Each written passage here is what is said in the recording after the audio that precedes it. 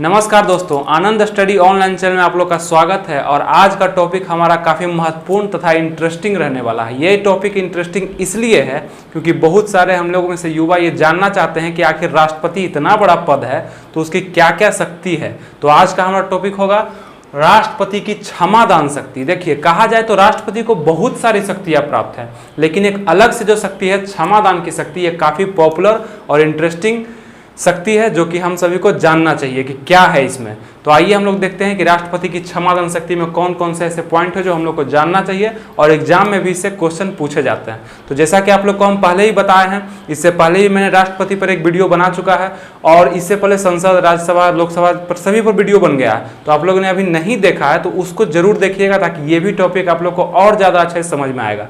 राष्ट्रपति का हम एक वीडियो बनाए थे जिसमें 52 से लेके 61 तक अनुच्छेद का हम चर्चा किए हैं कि उसमें किस तरह से उसमें अनुच्छेद में राष्ट्रपति का वर्णन है, कैसे वो भारत का पहला नागरिक है और बहुत से बात को हमने उसमें डिस्कस किया है। तो उसको भी आप लोग जरूर देखिएगा। और आज जानेंगे राष्ट्रपति का क्षमादान शक्ति। तो आइए देखते हैं कि क्या है उसमें विशेष कुछ। राष्ट्रपति की क्षमादान की शक्ति। राष्ट्रपति आपको बता दें कि भारत का एक संवैधानिक सबसे ऊंचा पद है और राष्ट्र की कार्यपालिका शक्ति पूरी राष्ट्रपति में ही निहित होती है। तो इसको कुछ शक्तियां भी दी गई होंगी।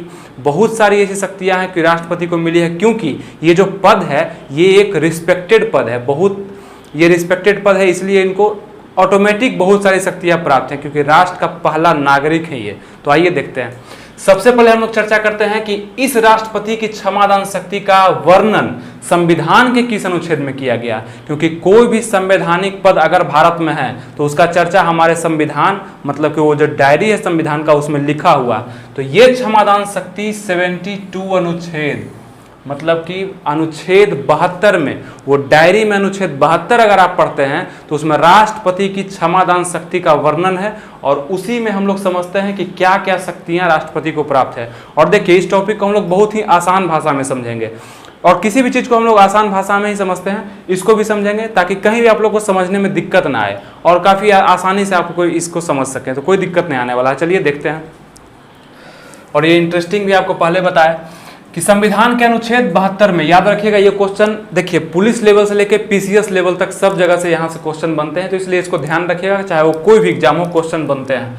तो 72 में इसका चर्चा, ये ध्यान एकदम याद रख लिया आप लोग। चलिए, और इसका अगर टाइप देख लें तो किस प्रकार की शक्ति राष्ट्रपति को प्राप्त है, तो यहाँ पे ध्यान दीजिएगा कि 5 प्रकार की शक्तियां जो है राष्ट्रपति को क्षमादान की शक्ति प्राप्त है। 5 प्रकार की, जो जिसमें से हमारा पहला जो शक्ति आता है वो होता है क्षमा की शक्ति। सबसे बड़ी शक्ति है राष्ट्रपति की। इसी में सबसे ज्यादा यहाँ पे शक्ति दिखती है राष्ट्रपति की और सबसे ज्यादा विशेष भी दिखते हैं राष्ट्रपति। यहाँ पे देखिए, अपराधी को पूर्णतः मुक्त कर देना।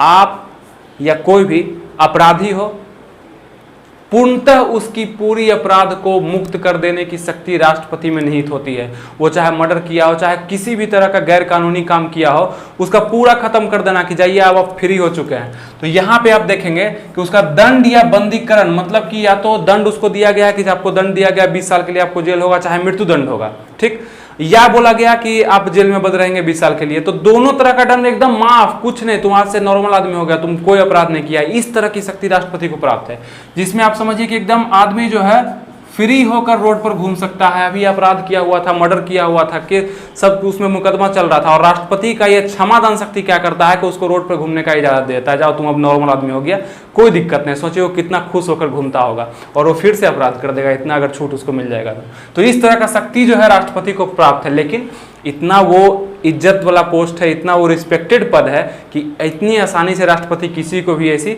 शक्ति का यूज नहीं कर पाते हैं किसी पर भी। तो ये चीज़ भी आप समझिएगा। तो यहाँ पे ये देखें आप लोग कि अपराधी को पूर्णतः मुक्त कर देना, एकदम कोई भी तुम पर आरोप नहीं है, तुम पूरा मुक्त हो चुका है किसी भी तरह का, तुमको ना दंड दिया जाएगा ना बंदी बनाकर तुमको जेल में रखा जाएगा, चलो ये फ्री हो गया। ये पहला शक्ति था राष्ट्रपति का, जो सबसे बड़ा शक्ति है। दूसरा शक्ति हम लोग देखते हैं लघुकरण का शक्ति। लघुकरण से आप लोग समझ रहे होंगे कि कम करना, छोटा करना। तो यहाँ पे देखिएगा लिखा हुआ है, सब पॉइंट्स को हम लोग सजा लिए हैं ताकि आप लोग को समझने में कोई दिक्कत ना हो। आप लोग नोट्स भी बना सकते हैं, इसका छोटा सा है। दंड के प्रकार को हल्का कर देना, यहाँ पर ध्यान दीजिएगा, दंड का प्रकार है, यहाँ मात्रा है, दोनों में ध्यान दीजिएगा। प्रकार को कम कर देना, दंड का प्रकार, अगर आपको मृत्यु दंड दिया गया, ठीक है, मृत्यु दंड दिया गया, तो उसको कम करके आपको कठोर कारावास कर देगा, या उसको कम करके आपको सिर्फ कारावास कर देगा। जैसे यहाँ पे समझिएगा कि अगर आपको यहाँ पे मृत्यु दंड दिया गया है, तो मृत्यु दंड एक प्रकार है, ठीक है, कि भाई मृत्यु दंड दे दिया गया है तो राष्ट्रपति को ही शक्ति है कि चलो भाई इसको मृत्यु दंड नहीं दो, उतना बड़ा काम नहीं किया है, फांसी इसको मत दो, इसको क्या करो कि तुम इसको कठोर दंड दे दो। कठोर का मतलब समझिएगा यहाँ पे कि जेल तो दो ही इसको, लेकिन जेल में रखने के साथ इसको कठोर दंड मतलब कठोर कार्य करने बोलो इसको, मतलब चक्की पिसवाता है ना जेल में, चक्की पीसने बोलो, ईंटा तोड़ने बोलो, मतलब ऐसे बहुत सारे काम जो है कैदियों से करवाए जाते हैं, अनौपचारिक तरह से पुलिस द्वारा करवाए जाते हैं, तो वो सब काम इसको कठोर रूप में आ जाता है। एक होता है कि सिर्फ कारावास। सिर्फ कारावास में क्या है कि आपको सिर्फ जेल में रहना है, बस जेल में बैठे रहिए रात दिन जेल, तो ये हो गया नॉर्मल, ये हो गया कठोर, ये मृत्यु दंड। तो इस तरह का वो क्या कर सकते हैं कि दंड के प्रकार को हल्का कर सकते हैं, मतलब मृत्यु दंड को कठोर में बदल सकते हैं, कठोर कारावास में, या तो कारावास कर सकते हैं, उनके मन पर है। तो ऐसा वो जल्दी करते नहीं है, लेकिन वो कर सकते हैं, ऐसी शक्ति उनमें है। चलिए अब देखते हैं हम परिहार्य। यहाँ पे शब्दों को आप समझिएगा, ये शब्द एग्जाम में आते हैं, पूछ दिए जाते हैं आपसे। तो परिहार में हम लोग देखते हैं, ये शब्द समझ गए, क्षमादान, लघुकरण, परिहार। अब समझते हैं हम लोग परिहार के दंड की मात्रा को कम करना। प्रकार बता दिया आपको, मात्रा क्या होता है यहाँ पे समझिएगा। मात्रा, आपको 20 साल का सजा मिला, कोई भी अपराधी है उसको 20 साल का सजा मिला, राष्ट्रपति को लग रहा है कि नहीं 20 साल में तो मर जाएगा, बूढ़ा है, क्या करेगा, तो उसका कम कर देते हैं कि चलो 15 साल, चलो 2 साल, 4 साल, तुम उसकी मात्रा को कम कर देना। मगर अगर 10 साल का अगर मिला है तो उसको कम करके 8 साल कर सकते हैं, 6 साल कर सकते हैं, 2 साल कर सकते हैं, और खत्म तो कर ही सकते हैं। आपको बताया कि सीधे वो क्षमा भी कर सकते हैं, लेकिन ये भी काम जो है परिहार में आता है कि कम भी कर सकते हैं वो किसी के अपराध को, तो मात्रा को यहाँ कम कर सकते हैं। देखिए परिहार में मात्रा का ध्यान रखिएगा, 5 से 10 साल ये बढ़ा भी सकते हैं या कम भी कर सकते हैं, 8 से 6, 3 जो भी चाहे वो कर सकते हैं। और अब हम लोग देखते हैं चौथा जो है प्रविलंबन। क्या क्या समझे हम लोग, क्षमादान, लघुकरण, परिहार। अब प्रविलंबन समझते हैं, आप शब्द पर गौर करिएगा। दंड की अवधि को कम करना। दंड की अवधि को कम करना मतलब कि अगर आपके पास मृत्यु दंड मिला गया है, मृत्यु दंड मिला, और खास करके ये मृत्यु दंड में ही देखा जाता है कि दंड की अवधि को टाल देते हैं, ये कि अगर मृत्यु दंड उसको मिला है कि 14 तारीख को उसको जो है फांसी की सजा सुना दी जाएगी, तो राष्ट्रपति को लगता है कि नहीं चलो भाई इसको थोड़ा सा और टाल दो, हो सके वो अपना याचिका दायर करे, वो अपने तरफ से कुछ ऐसा सबूत लेके आ सके कि मेरा मृत्यु दंड उसका टल जाए, तो थोड़ा सा और बढ़ा दो, चलो 14 की जगह 28 कर दो, और भी मतलब 2-3 महीना और बढ़ा दो। तो इस तरह की शक्ति जो है राष्ट्रपति को प्राप्त है, कौन से शब्द में, प्रविलंबन की शक्ति। किसको प्राप्त है, राष्ट्रपति को। तो दंड की अवधि को टाल देते हैं कि 1 महीना बाद उसका है मृत्यु दंड, तो चलो 2 महीना बाद कर दो, कोई दिक्कत नहीं। तो इस तरह का जो है मृत्यु दंड में ही इसका खास करके देखा जाता है, तो इसलिए मृत्यु दंड हम लिख दिए हैं यहाँ पे। दंड की अवधि को टाल देते हैं। चलिए ये समझ गए हम लोग। अब समझते हैं विराम। ये विराम क्या है, विराम किस स्थिति में लगाया जाता है राष्ट्रपति के द्वारा, तो समझिएगा यहाँ पे कि दोषी को विशेष स्थिति में सजा कम करना या समाप्त करना। विशेष स्थिति में उनको लगता है कि कोई बूढ़ा बुजुर्ग व्यक्ति को गिरफ्तार कर लिया गया है और उसको 20 वर्ष का सजा सुना दिया गया। 20 वर्ष आप सुनते होंगे, तो 20 वर्ष का सजा इसको सुना दिया गया, तो क्या करो ना कि इसको अब छोड़ दो, 2-3 साल करवा के इसको हटा दो, क्योंकि ये वृद्ध हो चुका है, ये बूढ़ा हो चुका है। तो विशेष स्थिति, यहाँ पे क्या लिखा हुआ है कि दोषी को विशेष स्थिति में सजा कम या समाप्त करने की शक्ति राष्ट्रपति के पास किस शब्द के तहत प्राप्त है, विराम के तहत। ठीक है, तो समाप्त कर देते हैं। एग्जाम्पल में देख लीजिए कि वृद्ध व्यक्ति, बीमार व्यक्ति है, गर्भवती महिला है, अगर कोई गर्भवती महिला है उसको सजा मिल गया है और वो दिक्कत में है, तो उसे कम कर देते हैं और कहते हैं ठीक है जाओ तुम्हारा खत्म हो गया अब। तो ये सब शक्ति जो है राष्ट्रपति को प्राप्त है। आप लोग समझ गए इसको। विराम में क्या करते हैं कि विशेष स्थिति में सजा को कम कर देते हैं। विशेष स्थिति आपको हम बता चुके, ठीक है, पूरे पॉइंट को आपने क्लियर किया, जिसमें हमने क्षमादान, लघुकरण, परिहार, प्रविलंबन, विराम की स्थिति को एक एक पॉइंट को अच्छे समझा। उम्मीद है आप लोग अच्छे समझ रहे होंगे इस चीज को, और अगर नहीं समझ में आया तो एक बार और वीडियो देखिएगा, पूरा अच्छा समझ में आ जाएगा। चलिए आगे बढ़ते हैं हम लोग। अब देखते हैं कि ये सब स्थिति तो राष्ट्रपति की माफ करने की थी, और अब देखते हैं कुछ विशेष स्थिति कि राष्ट्रपति पर ये काम ये करते हैं तो उनको क्या क्या दिक्कत आ सकती है या क्या दिक्कत नहीं आ सकती है। तो वो देखते हैं हम लोग कि क्या क्या और भी चीजें हैं। जैसे अगर राष्ट्रपति इतने काम कर दिए, भाई किसी को माफ कर दिए, किसी का दंड कम कर दिए, किसी को हटा दिए, किसी को बोले कि जाओ तुमको फांसी नहीं, तुमको 14 को नहीं 28 को पड़ेगा, ये सब काम तो आप कर दिए। लेकिन ऐसा भी तो कोई व्यक्ति होगा, पूछेगा कि आप बताइए कि क्यों ऐसा कर रहे हैं, कौन है आपका, कौन लगता है, वो रिलेशन में कोई लगता है आपका। राष्ट्रपति महोदय से ये सवाल अगर कोई पूछता है कि आप क्यों उसका कम किए, क्यों उसका आप मृत्युदंड से उसको कठोर कारावास कर दिए, क्यों ऐसा कर रहे हैं, आप कौन लगता है, आपका रिलेशन में है, चाहे क्या है इसका, आप हमको कारण बताइए। कोई भी पूछता, अधिकारी व्यक्ति या नॉर्मल जनता भी पूछती है। तो यहाँ देखिएगा कि कारण बताने का निर्णय, अगर निर्णय उनके द्वारा लिया गया, राष्ट्रपति महोदय के द्वारा, कारण बताने के लिए बाध्य नहीं है। राष्ट्रपति आपको कभी कारण नहीं बताएंगे कि हम क्यों किए, हम कर दिए, क्योंकि रिस्पेक्टेड पद है, उतना ऊंचा पद है तो उसकी कुछ गरिमा है। ऐसे ही नहीं वो ये सब काम कर सकते हैं, वो भी एक रिस्पेक्टेड और पढ़े लिखे व्यक्ति होते हैं, तो ऐसे ही तो नहीं कोई फैसला ले लेंगे। तो इसलिए उनसे ये सब बाध्य नहीं है, आप पूछ नहीं सकते हैं कि क्यों आप उसको माफ किए।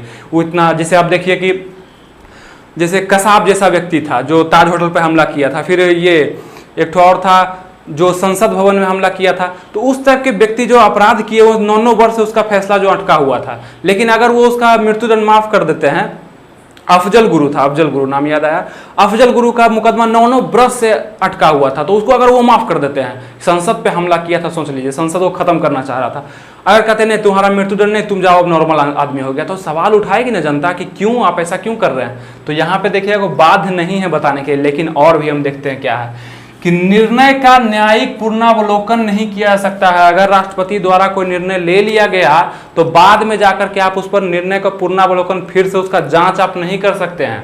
वो जो बोल दिए पद पर अगर वो है राष्ट्रपति महोदय, तो जो बोल दिए वही सही है और वो काम होगा, उसका मृत्युदंड टलेगा, क्षमा होगा, उसका कोई नहीं काट सकता।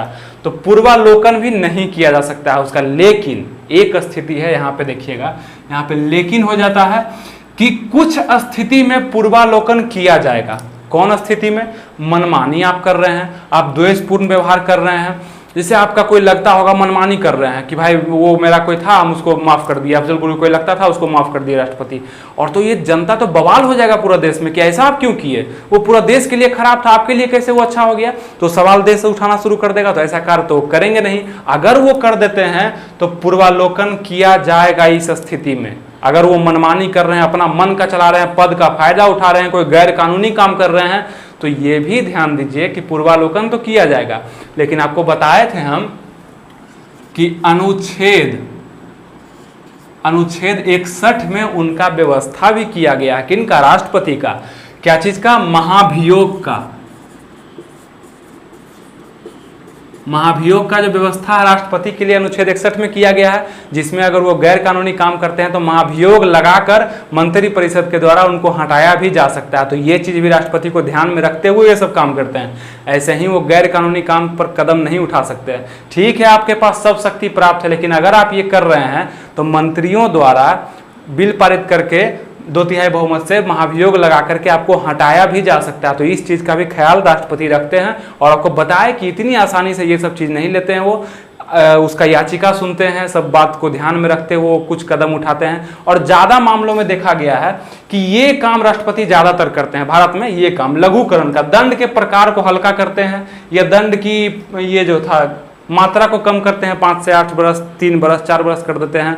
और ये काम ज़्यादा करते हैं कि हल्का कर देते हैं। चलो भाई उसको मृत्युदंड दिया गया है, फांसी की सजा होने वाली है, तो चलो उसको माफ़ कर दो और उसको तुम 20 वर्ष तक का मतलब कि आजीवन कारावास कर दो, मतलब सब दिन जिंदगी भर वो जेल में रहेगा। तो ये चीज़ वो कम करते रहते हैं बराबर। प्रतिभा पाटिल जब हमारी राष्ट्रपति थी तो ये काम बहुत बार उन्होंने किया था। 5 दोषियों के साथ ये काम वो किए थे, सीधे लघुकरण का। तो ये सब जो देखा जाता है राष्ट्रपति के संबंध में उनकी शक्तियों का देखा। देखिए शक्ति बहुत है, लेकिन हमने इंटरेस्टिंग टॉपिक को देखा और उसे समझा। ये आप लोग समझ भी गए होंगे और आप लोग को अच्छा भी लगा होगा ये जान करके इस तरह की शक्ति राष्ट्रपति को प्राप्त है, क्योंकि वो सबसे संवैधानिक, सबसे सर्वोच्च पद है, पहला नागरिक है, तो उनको कुछ तो प्राप्त होना चाहिए। तो इस तरह की व्यवस्था। लेकिन अंतिम में हम एक बात और गौर करते हैं कि ये सब तो आप देख लिए, सब अच्छा ही राष्ट्रपति का ऐसे ऐसे कर सकते हैं, लेकिन एक बात आप ध्यान दीजिएगा, देश में सुप्रीम कोर्ट का भी व्यवस्था, और ये सब फैसला लेने का अधिकार किसको है? सुप्रीम कोर्ट क्यों बनाया गया है? इसीलिए तो बनाया गया है कि वो फैसला लेगा, किसी को माफ़ करेगा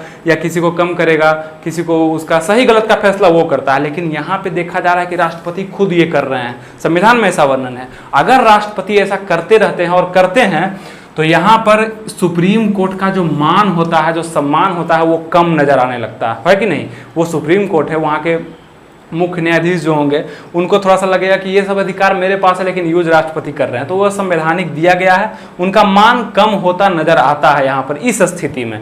तो यहाँ पे है, और बता दें आपको कि इनके अलावा किसी को ऐसा अधिकार नहीं प्राप्त है कि किसी को क्षमादान वो कर सकते हैं मामूली तौर पर, ऐसा किसी को नहीं, भारत के किसी व्यक्ति को प्राप्त नहीं है। तो इन सभी बातों को आप लोग उम्मीद है बहुत ही बेहतरीन ढंग से समझे होंगे और आप लोग को अच्छा लगा होगा ये जान करके। अगर आप लोग को ये वीडियो अच्छा लगा हो तो इसको लाइक करिए और हमारा राष्ट्रपति से संबंधित जो वीडियो उसको भी जाके देखिए।